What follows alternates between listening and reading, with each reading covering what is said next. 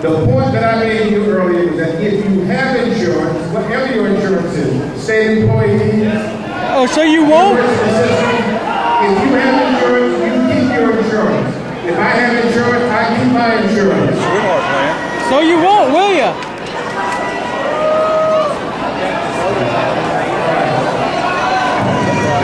March up there. Come on, children, go to your room. It has nothing to do with providing medication to senior citizens. Whether G.K. Butterfield is in the public option or whether I'm in the plan for the House of Representatives has nothing to do with your family. Yes, it does. And national hospital.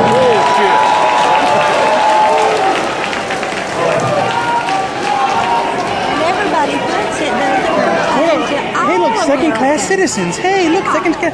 The royalty spoke. I think it was a positive. All right. Like, it's going to just keep going on. All right. It's for everyone. All right. This gentleman deserves to be heard. Yes. If they wrote that as red carpet for him.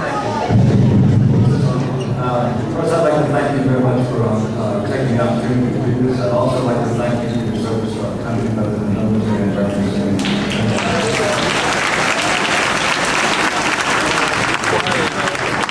I see America right now as in very perilous times. We see a division and polarization of Americans, which is fortified by both Democrats and Republicans. You happen to take enough opportunities to be a Republican today. This is not a sports competition that we have. This is all about. I just finally got in here about 20 minutes ago. People that you see here. It's an opening here. None of us should look at our constituents as being Democrat, Republican, black, white, Asian. We are Americans. He's up there in front of the cameras. Partisan politics is advocated. This is not helping them. He pretty much told them that they're second-class citizens and these people started cheering. He pretty much told everybody they're second-class citizens and these people started cheering. I believe in God. He said, no, I'm not going to go on the public health plan because I'm going to have insurance already. Because of that, the Department of Homeland Security has declared the insurance. Harry Green, Nancy Pelosi, and Hoyer have called the constituents speaking out against this bill at town halls un-American. The SCI Union is organizing offering idealistic young Americans a chance to fight for health care reform with a small hourly fee. I do not believe in the thuggery of this particular union, and to get in my face, I'll tell you what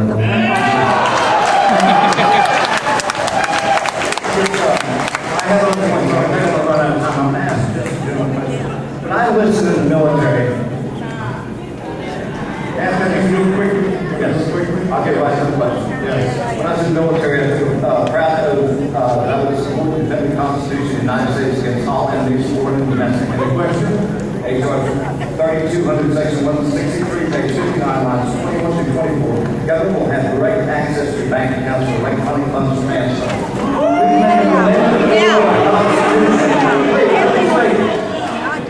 Then for the Constitution, the right of people to be secure in their possessions, persons, houses, papers, and effects against unreasonable circumstances. I may be doing things that is no question. Yeah. I'm asking you, would you sign a bill that is against the Constitution? Thank you.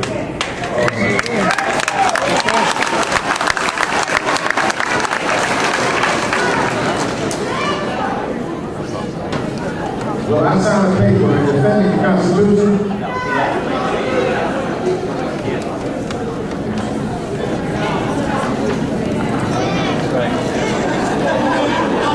Would you sign a bill that is against the Constitution? No. Anything intentionally or unintentionally. Yes, you would. In contravention of the U.S. Constitution. I should know to uphold the Constitution. Yes, sir. I'm legal in North Carolina. And a very simple question with a lot of people at ease here. You sort of answered a little bit. But right now, in the House, there's HR 615. And I'm sure you're acquainted with it.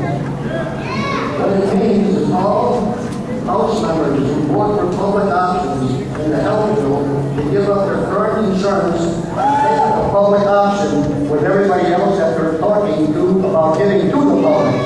Now, why are you afraid of going to the public auction to keep your own? Because I, who am a retired man, on a pension, been retired for over 20 years, and the company has the option to cancel my policy any time they want. And you gave them the opportunity with your talk, where you said there's going to be an 8% fine and it's costing them 12 to 14%. You're better off paying the fine and throwing them to the public option.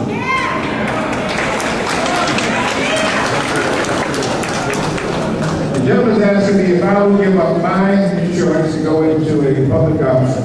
I wish we could spend this time talking about serving families. My answer to you is, if you have insurance, you like your insurance, you keep it. I have my insurance, I like it, I will keep it.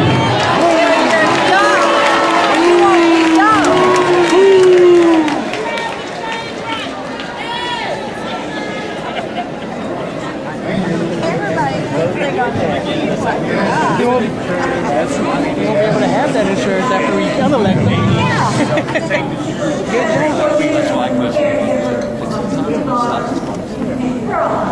Here comes. As a caregiver, I went with my daughter who died, changed in a wheelchair, things that she needed to keep her health out. I have in my hand a cabinet.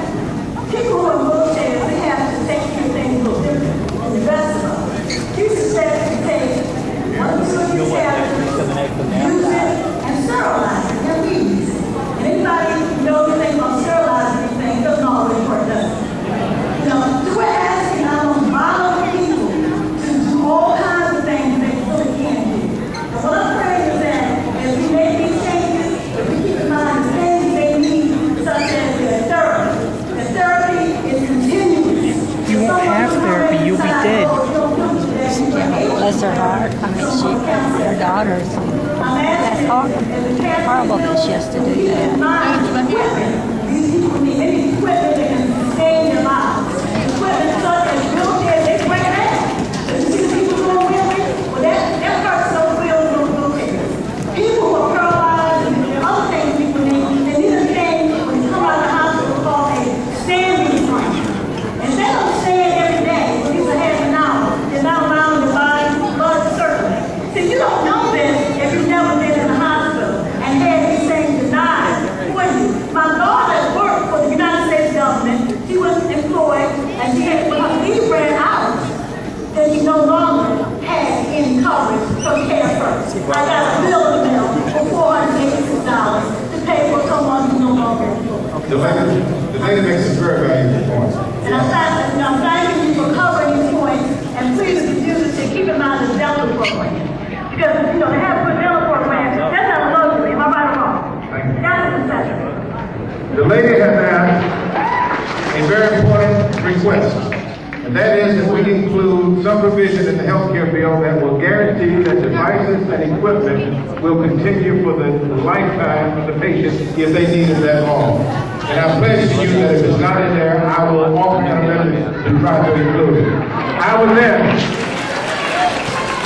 was in a dialysis center 3 days ago and walked up to a dialysis patient and shook his hand. He was getting his treatment, and he told me that his sister had given him a kidney, and he was doing fine, but there's medication that you must take when you get a new kidney.